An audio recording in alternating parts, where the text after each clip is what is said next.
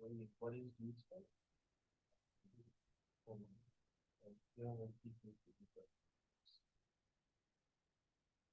Don't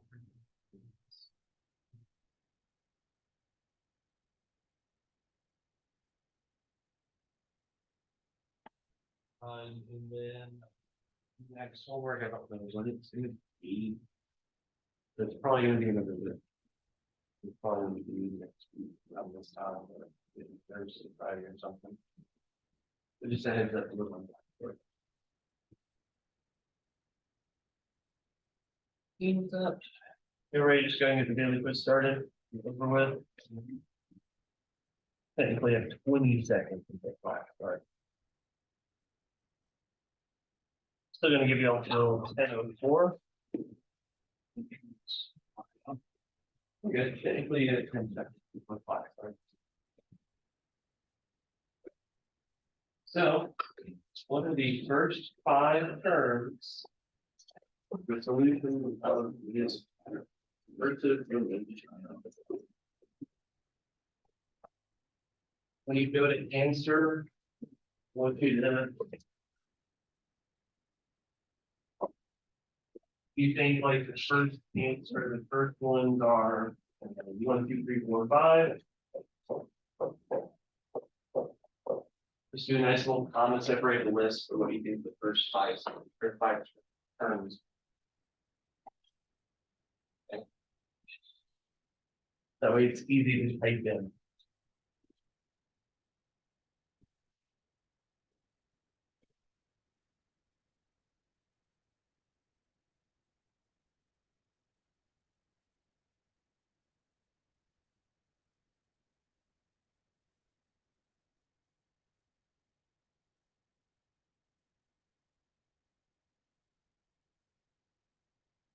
Number 10:04.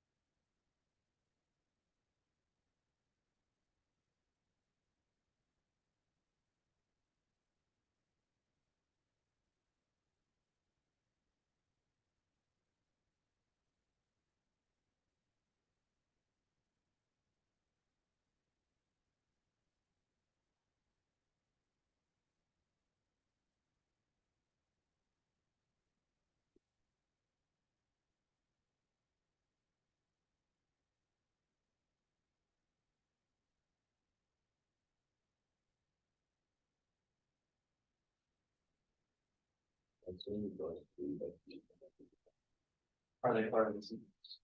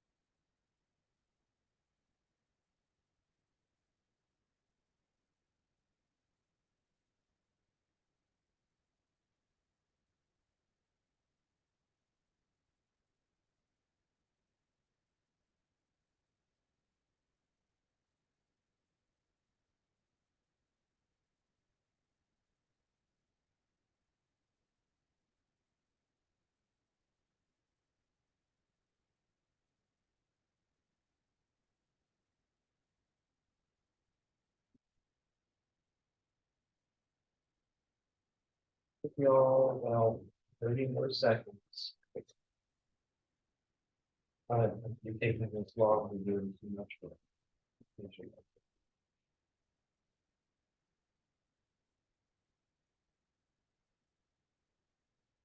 Remember, wrong is better than no.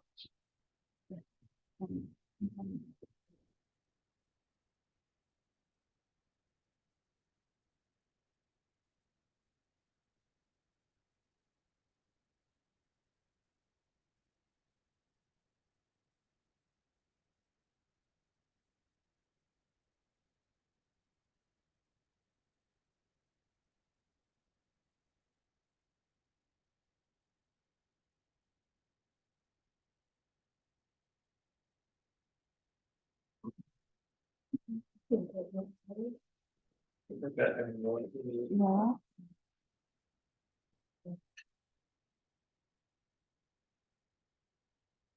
I'll give you all 10 seconds just to type your answer when we get you there.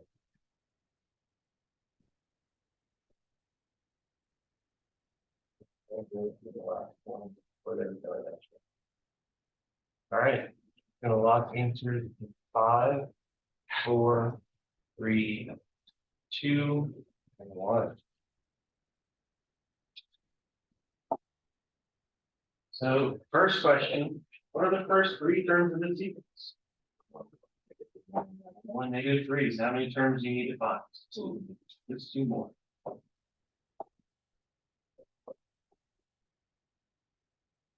So if I want to find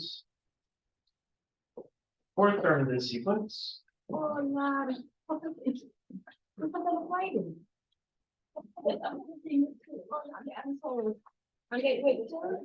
I don't know. We'll see. I don't even know what the answer is. Wait, I get this way, but when you can ask. That's true. Maybe. So I'll look at it later. But the more important thing, what's the 4th term in the sequence A3? Is it 1 plus negative? Well, I'll take the a sub 2 term, add 2 times a sub 1, subtract a sub 0. -3. Let's 2 times 1 times 1. What's that going to be? Negative 2.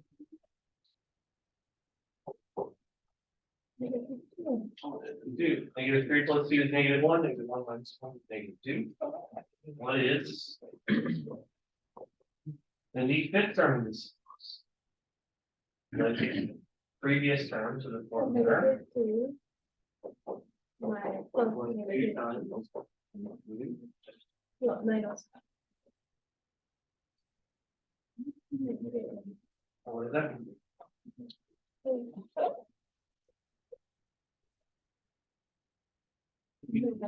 Right.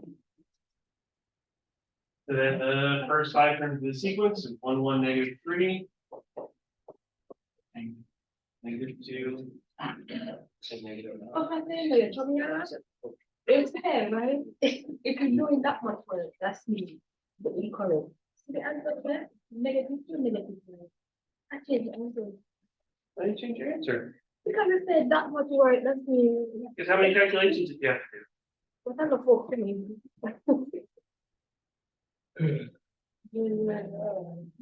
Which one would you be wrong for? But more importantly, does everyone understand how we get these terms? That's more what I did. The answer today would have been 1, 1, maybe 3. Any other questions before we get into the lecture?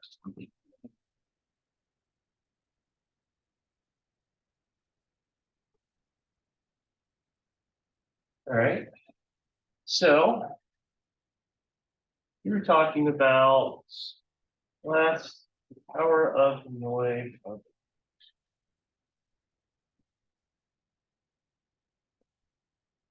So what was the objective of the Tower of Noe puzzle?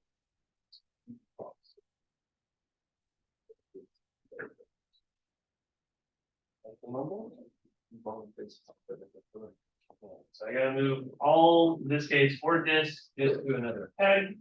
I get a 3rd peg, kind of just have, so I can move things around.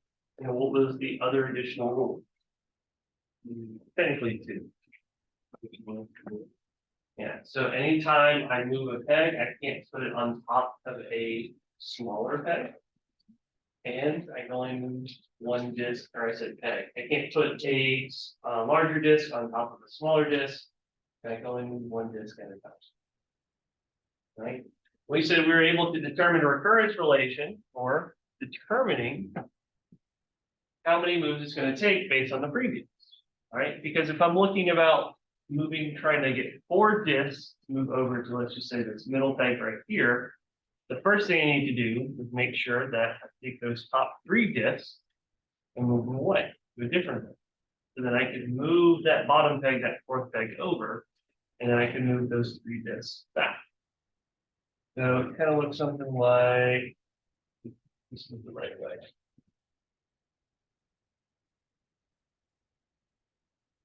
So I had to do the right number of moves. Whoops. Oh no. Undo that click. I'm gonna refresh. So here, here, here, there, there. Right, so we moved 3 discs over. So essentially solving the puzzle when the Darwin like puzzle only included how many discs? 3, right? And then I had to make one move to move my largest disc over. And then it kind of comes back to, okay, well, now I need to move these 3 discs to that last peg, which again just becomes that puzzle of, okay, how many moves, minimum moves is going to take to move those 3 discs over to another peg. So when we realized that was the connection, it doesn't matter whether I was dealing with 5 discs, 6 discs, 7 discs, or so on. It always depended upon how many moves was needed for 1 disc left. So we came up with our recurrence relation. I'll do it up here in a second. I'm going to steal screen share.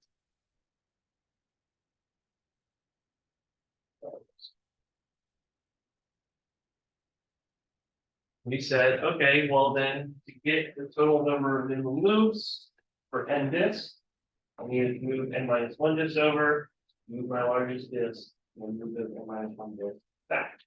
So we got the recurrence relation h sub n is equal to 2 times h sub n minus 1 plus 1, and we had the initial condition. Well, if I needed to move 1 disc, how many moves would it take? Just 1 move for 1 disc. 2 discs. And you can see how it builds up from there. So this was our recurrence relation that we established in the class on Monday. And then we said, okay, now that we have this recurrence relationship, what do we want to do next? Yeah, we want to find a closed formula.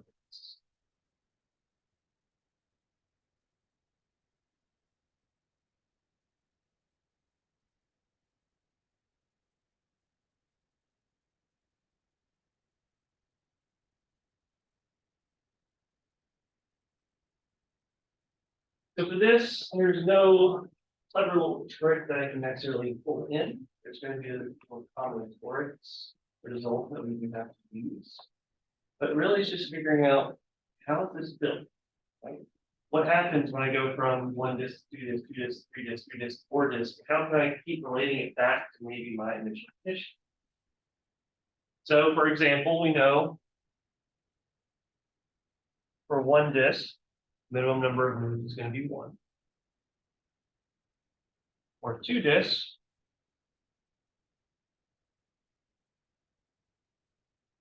it was 2 times the number of discs or moves we needed for 1 plus 1. And we can calculate that out. That's not necessarily going to help us with the pattern that we need. But what would that value be?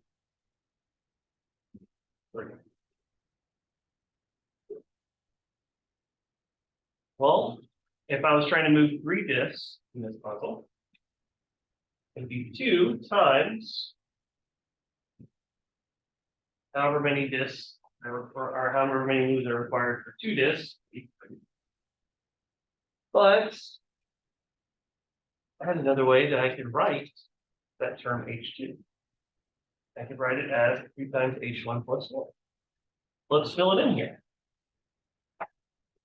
This becomes 2 times 2 times H1. Oops. Plus 1, and then I tack on an extra plus 1. I can distribute this through. This is going to be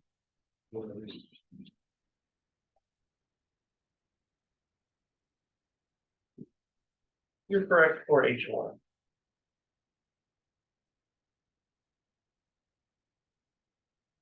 We'll leave it. Can I easily combine terms together? Plus 1? Absolutely. That might be getting rid of some information I want to hold on to. I can always go back and simplify, but I want to make sure I keep this expanding form as much as I can, so I can maybe pick up on a pattern. Well, number of discs or number of moves it requires for 4 discs is 2 times the number of moves for 3 discs plus 1. And we just found a new way how to write the number of moves for 3 discs based on solely the first instance, H1.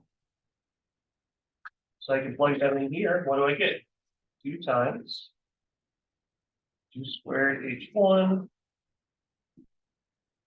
plus 2 plus 1 plus 1. And we get 2 cubed times H1 plus 2 squared plus 2 plus 2. Do I have an idea of what might happen when I go to H5?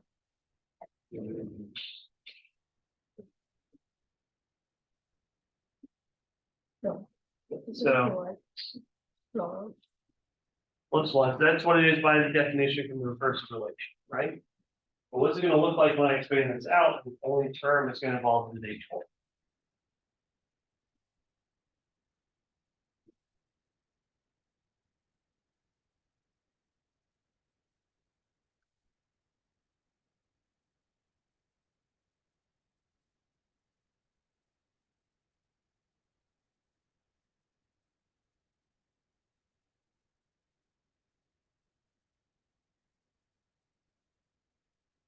Can anyone tell me, now if you hopefully see the pattern without even having to write it all out, how many moves would H6 take?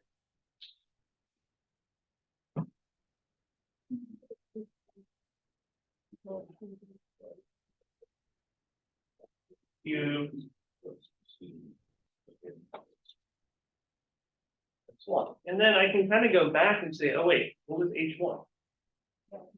1. So really I can kind of say, okay, if I go back and rewrite all of this, what's happening?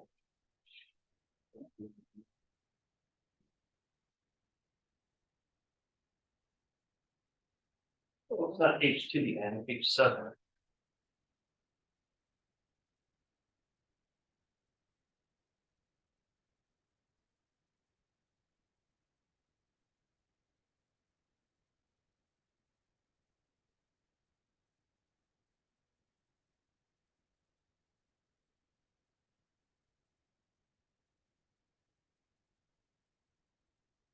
I can see just by investigating this relationship, like, and admittedly naively, right? I'm just kind of plugging in the terms to see if there's a pattern that I can get to here. Okay. I get a pattern. It's all powers of 2.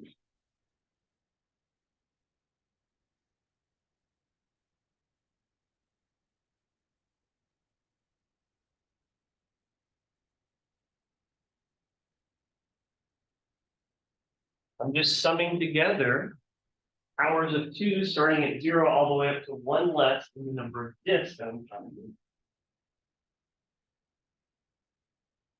And I think you either did this one in class or you might have done it in a homework. I don't know. But I guess the way I can check. Does anyone know if that's on the point? There's a more simplified formula for solutions.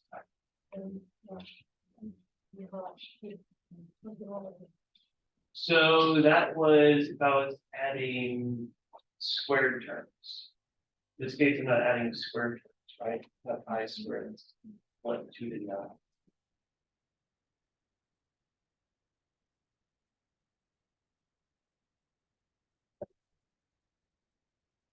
Oh, I might make this the best question then.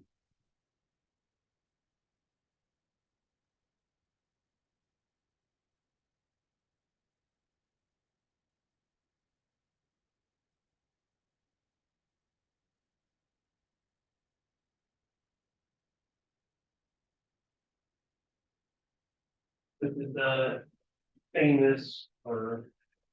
the standard common forest result. If you sum up your powers of 2, we're starting at 0 all the way up to n. The result is going to be 2 to the n plus 1 power. So when I take that and apply it here, that summation stops at n minus 1. Which means,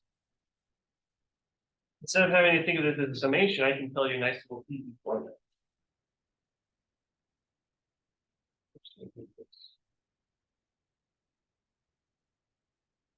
Or how many moves will it take for n disks on those records?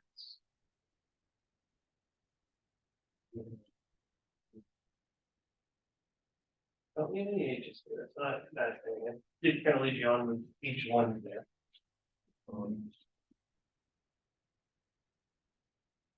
Do the n minus 1 plus 1. Just give me 2 to the n. Well,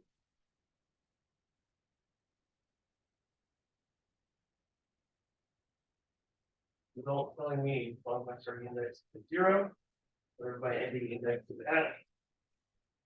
That summation of terms of this form is going to be 2 to 1 more than that ending index on this 1. What is my ending index here? 1. So what's 1 more than n minus 1?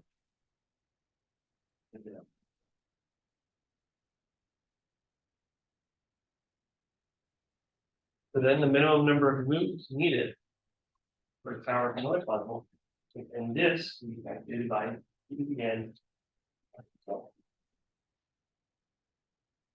It won't show up in the recording, but I promise I'll get you back to the notes if people are still writing. You can see here it says target moves 15. How many disks do we got? This or this, what 2 to the 4th power? 16, what's 16 minus 1? 15. I moved it to 5 disks. It's going to tell me my target moves, number of moves is going to be what?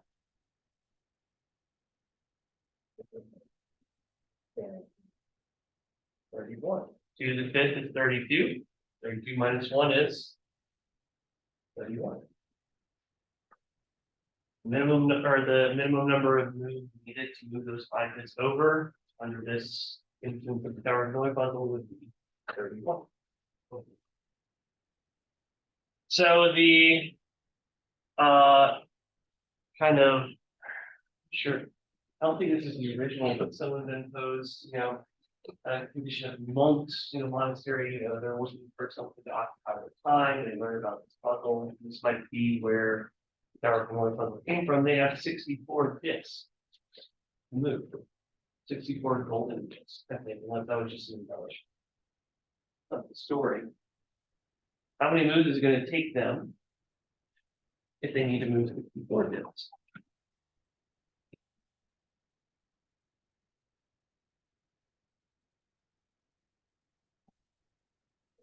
I don't think your calculators are going to be able to do it.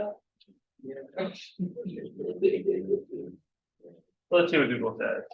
2 to the 54 minus 1.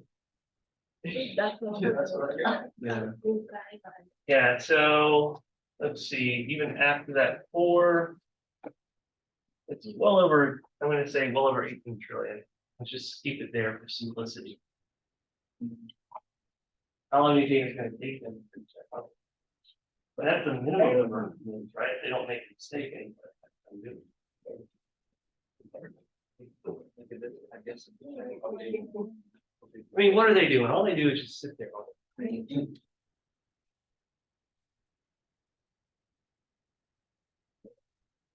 So it turns out that even some recurrence relationships, even though when they're presented, they don't seemingly have a closed formula, you can derive it. In fact, there's always certain instances where I can tell you if there's a recursive relationship of a certain type. I can tell you exactly what the closed formula is going to look like. And I can also say I accidentally lied to y'all last Friday when we talked about the Fibonacci sequence. The Fibonacci sequence itself does have a closed formula. I had just forgotten about it because I forgot I said it didn't exist. That was my mistake. There is a closed one for it. We're going to derive it ourselves. We have to figure it out first. Okay. So, any questions on Tower of Hanoi stuff before I move on?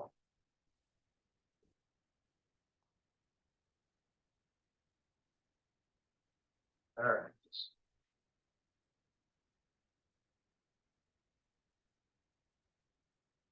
And as we always look to do in mathematics, I'm going to give you definitions. We all know exactly what we're talking about. We have the same terminology, and we know the exact object that terminology is referring to. There's no ambiguity here, no politics. However, you're not going to like me for this.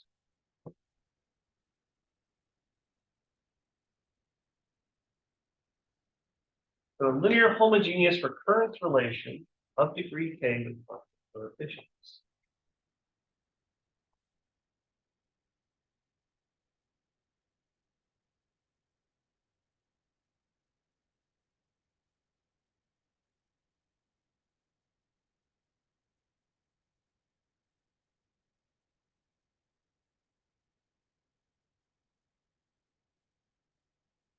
And my definition, I'm just going to highlight it. Is that entire phrase right there. Is a recurrence relation of the form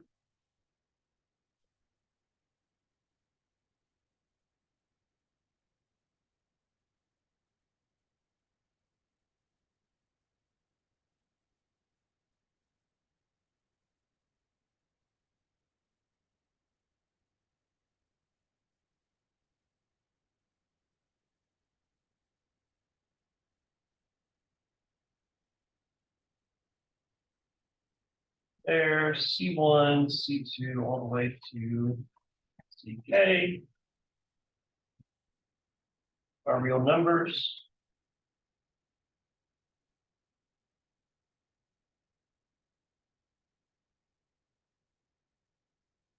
And C sub K cannot equal.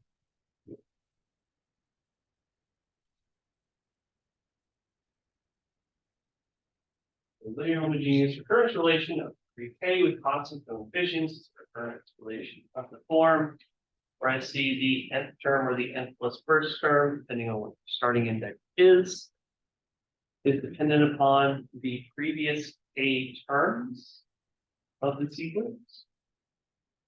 That's at a sub n minus 1, a sub n minus 2, all the way to n sub n minus k. And then I'm taking each of those terms of the sequence, multiplying them by some constant, and adding them together. That's the linear part. Homogeneous is just saying that everything in this recurrence relationship is dependent upon a previous term of the sequence. I'm not doing something like the Tower of Hanoi puzzle where I just have a previous term of the sequence and then add one. That addition of one is not a previous term of the sequence, it's just adding some extra information in. So it's not homogeneous. So we've seen examples of this.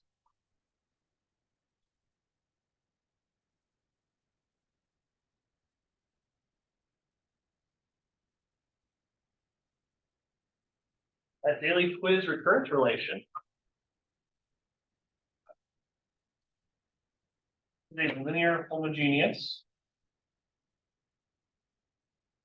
recurrence relation.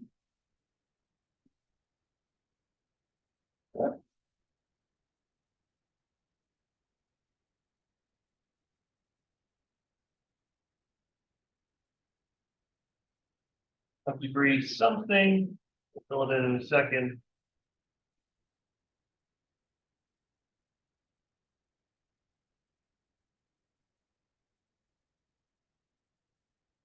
The constant coefficients, and for some reason you don't remember, I don't understand why.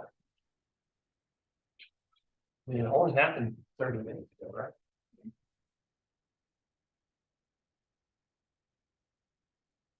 So the recurrence relation without this initial conditions, the definition of here what the initial conditions are.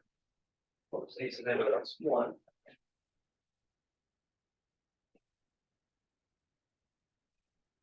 Three.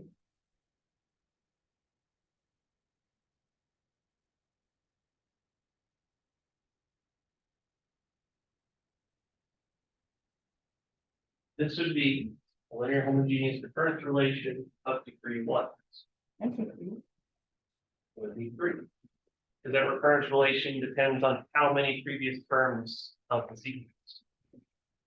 Three terms.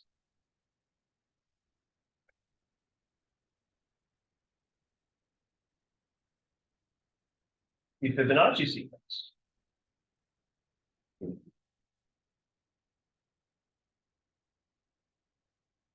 A linear homogeneous recurrence relation.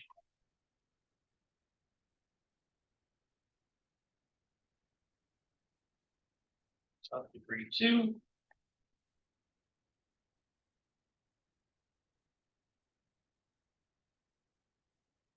With constant coefficients.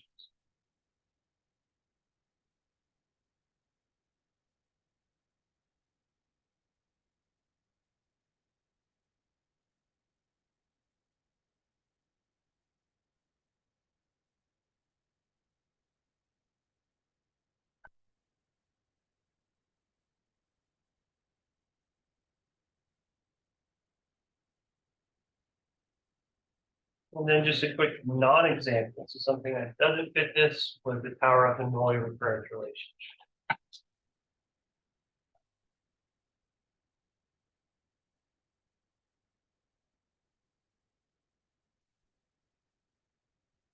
It doesn't satisfy the homogeneous condition because I can see I'm adding in a term that doesn't depend upon a previous value of the sequence.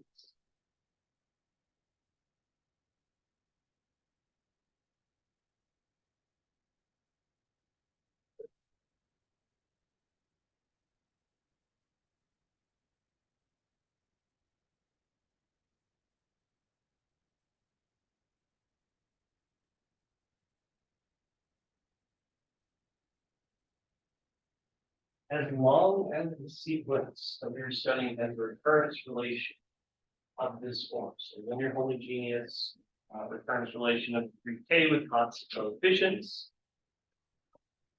I can guarantee you that I can find a solution that is a closed formula. It's all going to be summed up by this theorem that we are going to prove. And part of the reason we're going to prove it is because inside the proof, it gives us the way to find it for any specific example as well. So the theorem is going to state, let C1 and C2 be elements of the real numbers.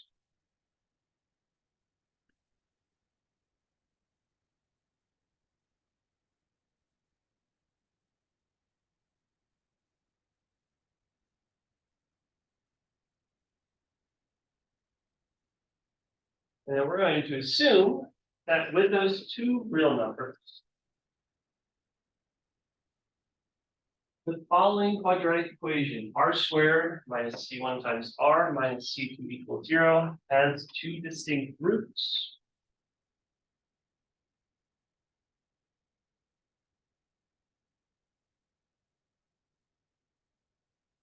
We're going to call R1 and R2.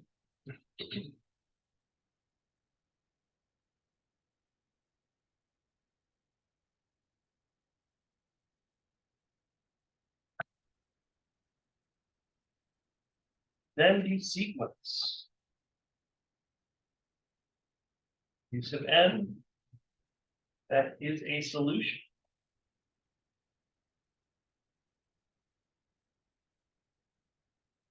The recurrence relation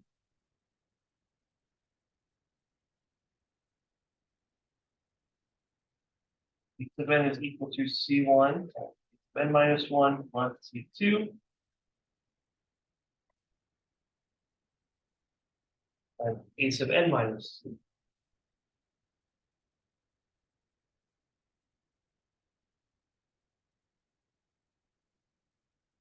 Whoops. This is going to make more sense.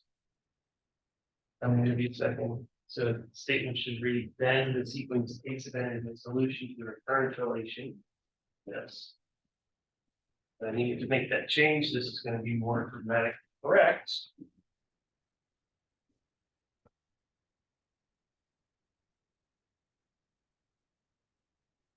If and only if. So you get a biconditional statement.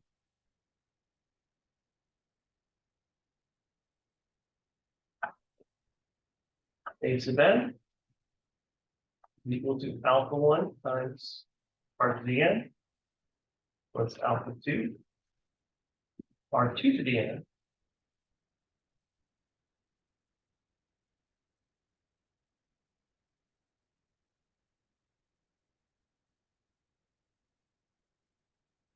for any n in the natural numbers, including 0, for alpha 1 and alpha 2 are constants. The end of the video.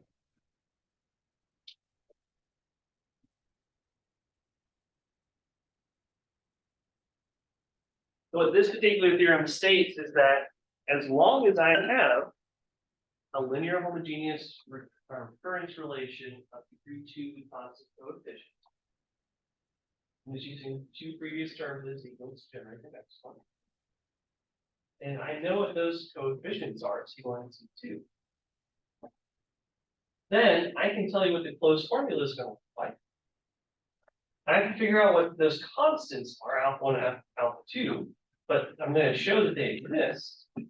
And these r's are going to come from being the roots of the quadratic equation where I use those functions.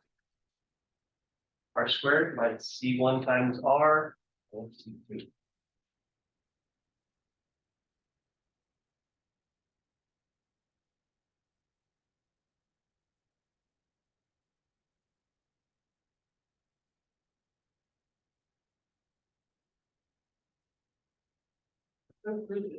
Like I said before, in the proof, it's going to tell me how can I apply this any particular sequence like this, in a linear homogeneous recurrence relation of degree 2 with constant coefficient.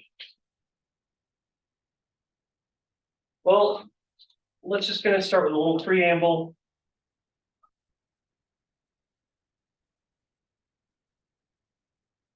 And say, okay, well, I need two constants, C1 and C2 in the reals.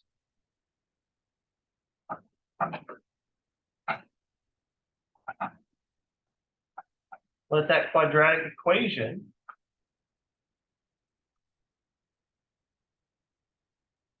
R squared minus C1 R minus C2 have two distinct roots.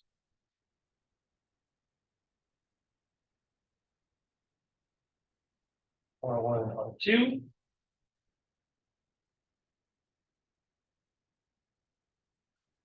And we're going to let those two other constants, alpha 1 and alpha 2, the element of the reals.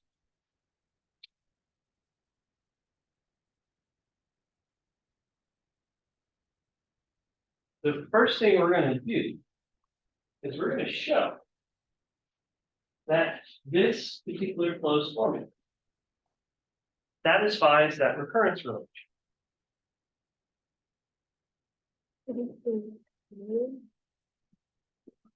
Roots.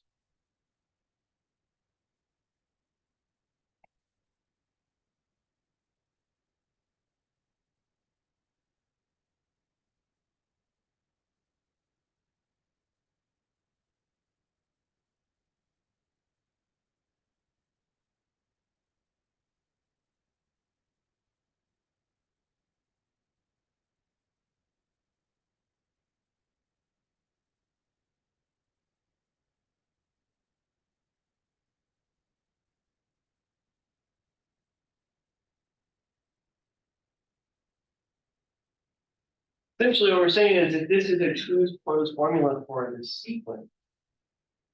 And the sequence we can also see being generated by this recurrence relation. And those terms generated by that closed formula need to always satisfy this recurrence relation.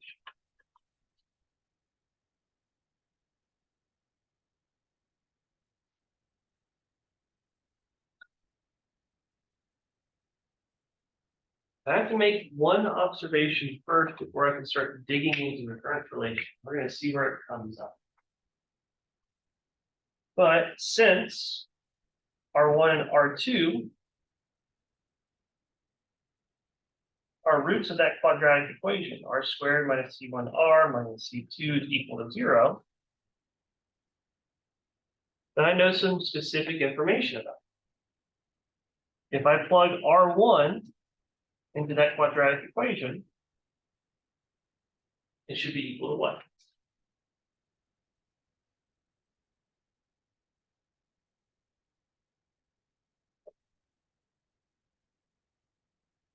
It doesn't mean to be the root of the quadratic equation.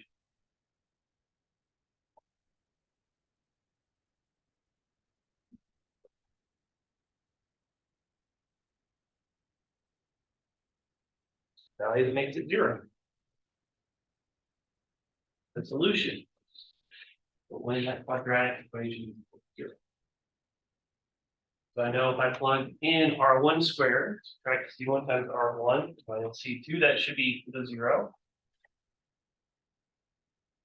And the same thing should happen for that second root.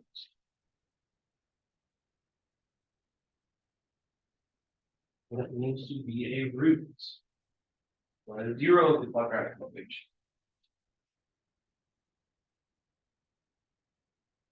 And I'm going to show one little clever rewriting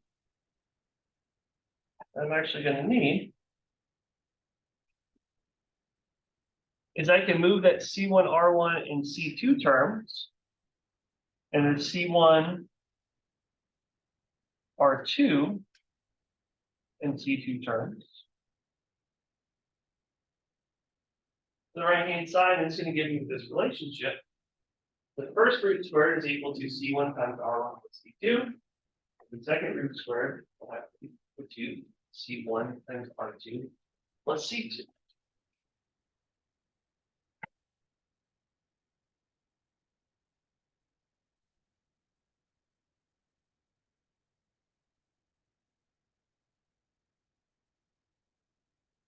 Now that I have these observations, that are going to be important observations for the proof, I can now go to show that this closed formula does satisfy the recurrence relation.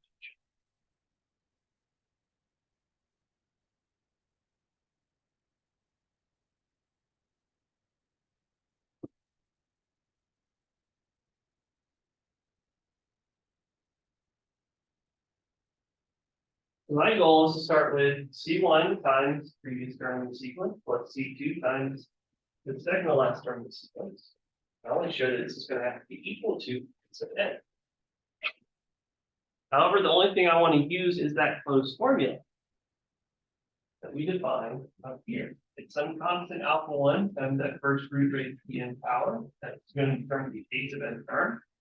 Plus alpha 2 times the second root raised to the n power. Or said differently, the powers for my roots are dependent upon the subscript is. And what's my subscript right here? And -1. So based on that formula, I can rewrite a sub n minus 1 as alpha 1 as my first root raised to what power? That's 1. What's alpha 2? That's my second root raised to the n minus 1 power.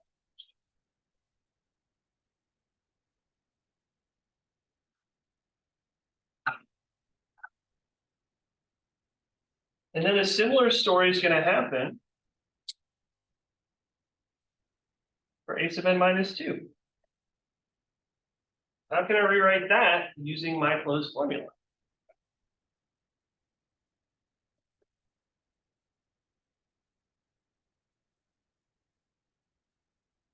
Alpha 1 as my first root raised to what power?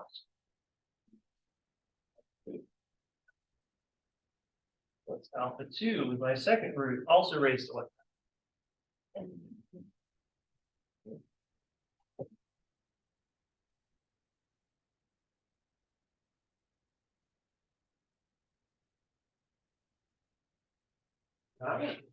This is actually a sub n. Well, lighter root, blah. Actually, got it up there at the top. I'll leave it alone. So I need to start rewriting this. I can distribute those constants C1 and C2 through. But my goal is I need to be able to combine these R's. Because I want to be left with alpha 1 times R1 to the n power. What's alpha 2 times R2 to the n power? That's going to generate that a sub n term. So I have a bunch of these C's. So let's start by grouping the R's together. C1 alpha 1 R1 n minus 1 plus C1 alpha 2 R2 n minus 1 plus C2 alpha 1 R1 n minus 2 plus C2 alpha 2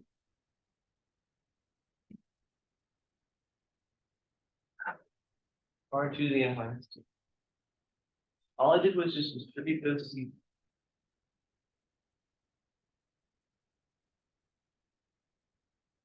And then group my like R roots together.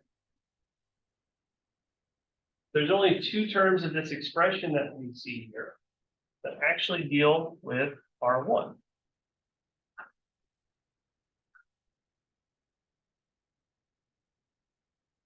There's two terms that I just highlighted in blue.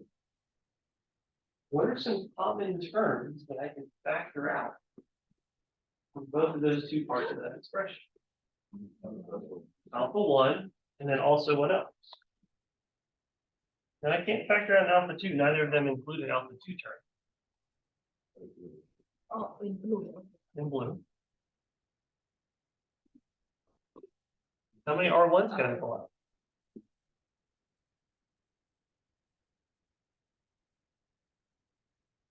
Well, they only have n minus 2 R1s in common. But this term here has one more than this one.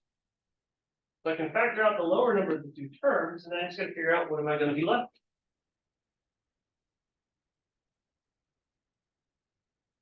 Well, I have C1. If I factor out n minus 2 R1s from n minus 1 R1s, how many R1s am I left? N.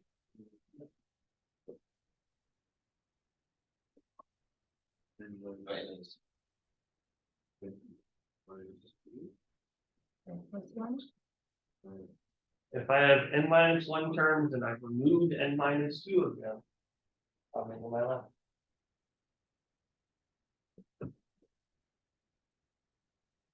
What was that game? I had one more R1 here than I did here, and I factor out all those R1s, I'd be left with that one extra R1 left. Even if you look at n minus 1 minus n minus 2, did that algebraic expression, you'd still see that there's only one.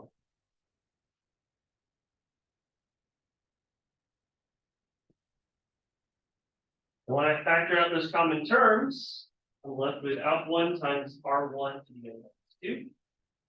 And then what was left over after factoring it was that C1 R1 plus C2. And I get a similar story when I go to factor all the terms that have that are root 2 in common. Because not only do they have root 2 in common, they also have alpha 2.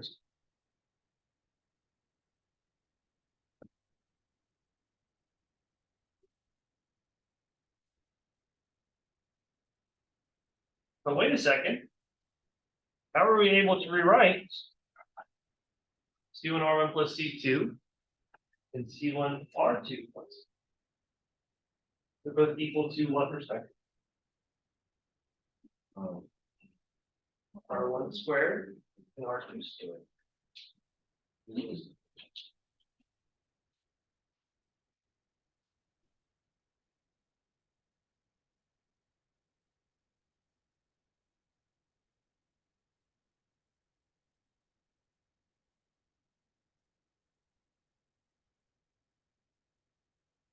Oh, wait a second.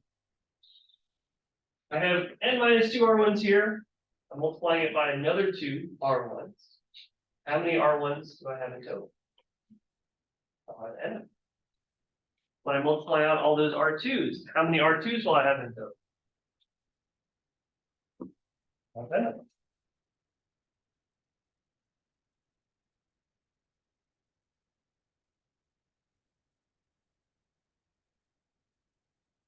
And we know, based on how I define my closed formula, that it's just the a sub n term in sequence. Weird. Why the heck did a quadratic equation come into play? And now it's dy. So I've now shown that this closed formula does solve the recurrence equation. The next thing we're gonna have to work on Friday is, okay, well, you just told me that alphas are some real numbers. What do they need to be? Because they're gonna have to satisfy some other things to make sure this is true, specifically some additional conditions. But I'm already over time, so that's gonna be a thing for Friday. So I'll leave this up. If you have any questions for me, I'll stick around and ask. Otherwise, feel free to get on out. This is why I love that. Proofs are always this little puzzle to get to play. As long as you don't get overwhelmed by the numbers.